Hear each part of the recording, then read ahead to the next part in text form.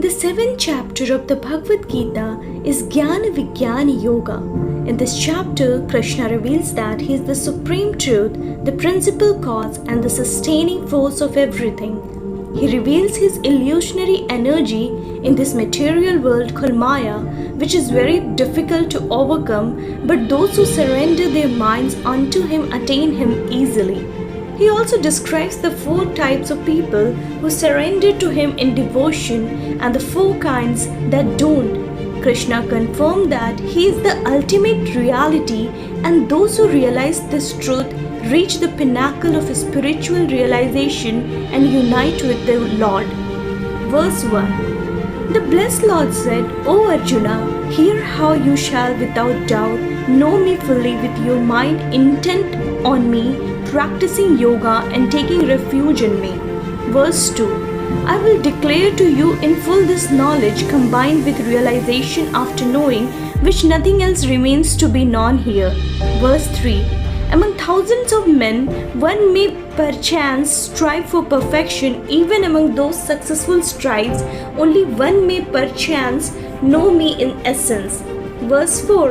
Earth, water, fire, air, ether, mind, intellect and egoism. Thus is my nature divided eightfold. Verse 5. O mighty armed Arjuna, this is the inferior Prakriti.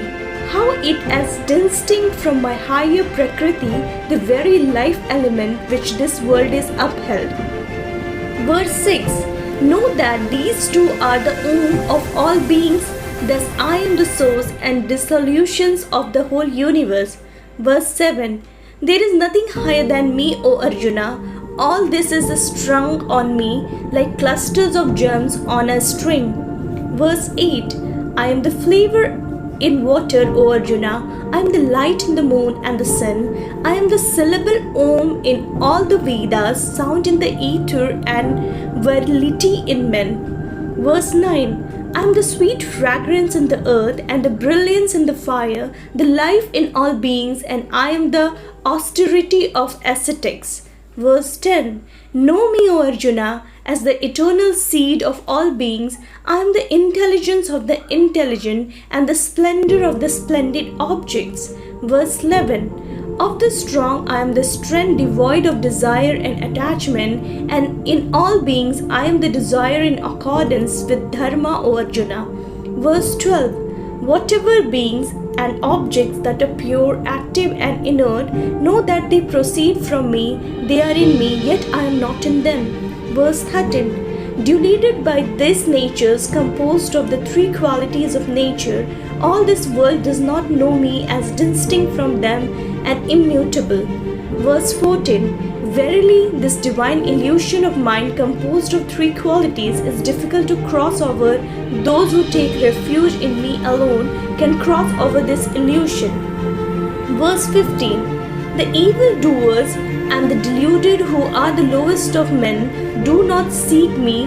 Those whose knowledge is destroyed by illusion follow the ways of demons. Verse 16. Four kinds of virtuous men worship me, O Arjuna, and they are the distressed, the seekers of knowledge, the seekers of wealth, and the wise, O Lord of Bharatas. Verse 17.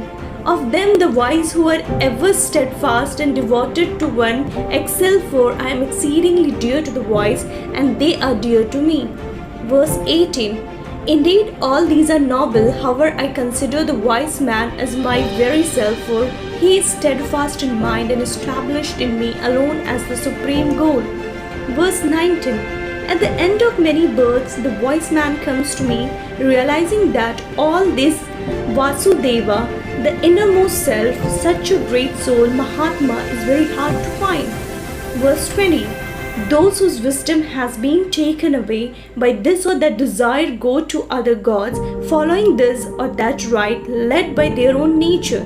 Verse 21. Whatever from any devotee desires to worship with faith, I make that same faith of this firm and unflinching. Verse 22. Endowed with that faith, he engages in the worship of that form and obtains his desired outcome, which is ordained by me alone.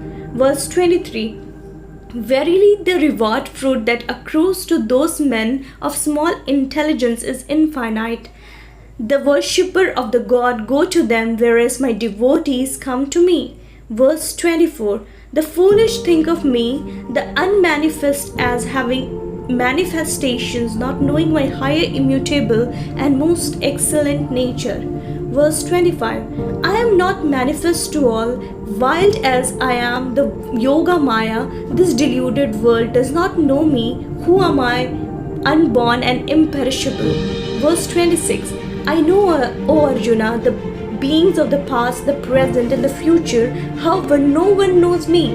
Verse 27. O Bharata, all beings are subject to delusion at birth due to the delusion of the pales of opposites arising from desire and aversion, O Parantapa. Verse 28. But those men of virtuous deeds whose sins have come to an end and who are freed from the delusion of the pales of opposites worship me steadfastly with their vows. Verse 29. Those who strive for liberation from old age and death, taking refuge in me, realize in full that Brahman, the whole knowledge of the self and all action. Verse 30.